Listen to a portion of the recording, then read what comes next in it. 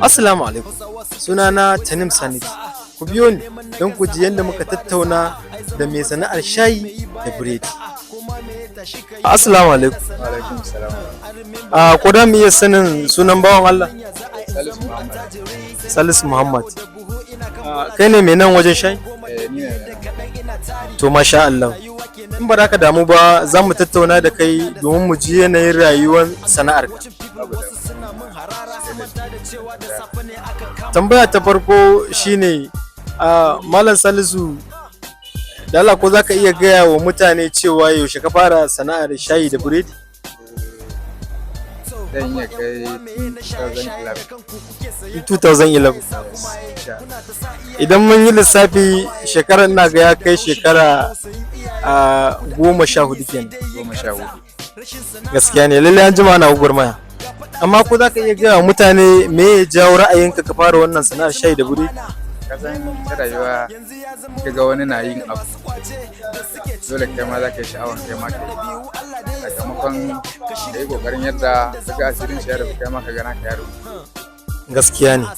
To ko za mu iya sanin kamar misali da jarin nawa ka fara wannan sana'a ta shayi da biredi? To gaskiya lokacin rayuwa da sauki dan lokacin da na fara sana'ar nan tun da na fara da shi bai wuce 5,000 ba.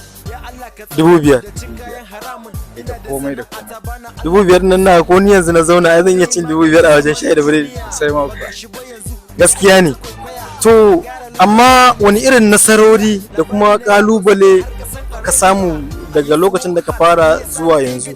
Ka san komai yana tare da kalubale kuma yana tare da nasarori. Sai ma kuwa an samu nasarori an kuma haɗu da kalubale. Gaskiya ne. Kamar ko za mu iya jin ɗaya biyu a dangane da kalubale? Kalubalen da na samu kasan ita rayuwa in kuna yin da jama'a dole za ka yi haƙuri da jama'a wanda da zai karɓi kayanka ya hana ka kuɗi wanda kuma da zai ci sai maka bayani abu kuma wanda zai ci da sunan bashi ne amma ba zai kawo maka ba dan bashi na da yake wurin mutane kuɗaɗen da yawa dan akalla ba ka sarrafa yanzu ina abin bashin da ya kai akalla ba ka sarrafa da asibiti 70,000 zuwa 80 wanda nake bi bashi a wurin jama'a. Kuma in baran manta ba ka ce da 5,000 ma ka fara. Biyar na fara. Ikon Allah. Kaga kuwa in dai haka ne ai wannan sai a karya mu. Wannan dama shi da misali Allah zai ba dan kasuwa Allah ya riga ya yi masa albarka ba kan ai da babbar kawo ma wannan gacin ba. Ko da ka iya gaya mana nasarori kuma da ka samu? Nasarori gaskiya an samu nasarori. Na farko nasarar da aka samu kasuwa dai dalilin ta ya sa mun san wasu abubuwan da ba mu sani ba. Yawwa kasuwa kuma ana yin ta asiri na kuwa kana iya kokarin yi wa kanka shi ma har ma wani na kusa da kai ka masa. To amma kana da iyalai ne? Ina da iyalai. Kafin ka fara wannan sana'a na shayi da buredi kai aure ko kuma a cikinta ne kai? A cikinta ne. A cikinta kai aure? Ka haihu? ‘Ya'yanka nawa? Kuma alhamdulillah ana kula da su da sauransu. To gaske sai abin da ya zama dai wannan wajibi ne ya kana mace a wurin mace muna daidai kokarin kamanta. Masha Allah. To amma dai na ji ka taɓo magana yan bashi ya kake fama da su?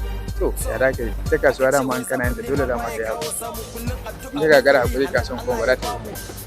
Gaskiya ne. Ta kasuwa dama ba wai masu bayarwa aka rasa ba masu biya aka rasa. Tun da zai zo ya karbi kayanka da sunan bashi zai iya zuwa ma ya ka karba ya tafi ya daina zuwa wurinka. Wannan gaskiya. A wani tebur din yana siya da kuɗi kuma. Wannan haka ne, wannan haka. Wannan kuma ba adalci ba. Shi bashi a kasuwa ba laifi ba ne ba. Dan ka zo ka karbi kayan mutum misali ya zo ya kawo ka kara masa wani duk ba laifi ba ne ba. Amma ka karba ka tafi ka ji dawowa shine babban problem. Gaskiya ne. Shi yake mai da mu baya a kasuwancin mu. Duk kasuwan da aka ce ana yin ta da bashi in ka karbi kaya ka tafi ba za ka dawo ba sai dai ka canja wuri. Har ga Allah ba karamin kashe mai kasuwa yi.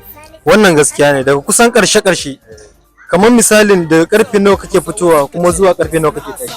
Gaskiya daga karfe 6 daga 5:40 da in an fito daga sallah asuba ne. Da asuba kake fitowa ke? In na sallah asuba bana koma na fito kuma bana tashi sai karfe 12 zuwa 12:30. 12 na dare kenan ko na rana? na rana da safe ba. Na safe kenan. 12 na safe zuwa da rabi. To kamar na dare Na dare kuma yana fitowa karfe 4. Yana fitowa karfe 4. Karfe 4. Ina tashi karfe 12 da rabi. Kamar 12 da rabi na dare. Gaskiya ne. Gaskiya ana gwagwarmaya. Ana gwagwarmaya sosai. Rayuwar ke ta nuna dole sai da gwagwarmaya. Ka zauna rayuwa yanzu sai ka zaune. Hakan Yawwa. Tashi ka nema dan kokarin rufa kanka. To amma yanayin irin wahalan aikin ko za ka iya bayyana mutane irin wahalan aikin ko kuma wai sana'a shayi da biredi bai da wani wahala? Ito ai ka san duk sana'an da bayi kake ba ko kuma kai da kake cikin ta. Duk kai ba misali wanda bayi kai da kake cikin ta irin wahalan da kake ganin ta kana da shi. Wani bayan da bayi zai ringa ganin ai abun kamar sauki ne. Iya rashin bacci kawai da za ka ringa rashin samarwa kanka. Iya shi kada nan ba karamin tashi hankali ba. A bar batun gajiya kawai. Iya hana idan ka bacci da za ka ringa yi. Saboda na farko da daddare baka da time din bacci sosai. Da rana baka da time din bacci sosai saboda uzurrurruka. Ka tashi daga kasuwan nan dole za ka tafi kasuwa ka je ka yi sayayya cikin wasu sayayya da za ka je ka yi. In ta bacin da za ka samu duka bai wuce na awa 1 ba zuwa awa 2. Gaskiya sana'a shayi da biredi gaskiya akwai wahala. Wanda baya cikin ta ne yake ganin ta kamar abu ne mai sauki. To mun gode Allah ubangiji ya saka da amma yanzu za a iya soya mun koyi biyu ni ma dan yi test inda kuɗin ka ba. To jama'a mun gode ku ci gaba da sauraron mu a wannan tasha tamu ta Tanim Sanity. Za mu ci gaba da kawo muku wato ainihin da mu dinga hira da masu sana'ar hannu da kuma ainihin 'yan kasuwa. Ku kasance da mu. Mun gode Allah ubangiji ya saka da alkhairi. Hausawa suka ce wai sana'a sa'a.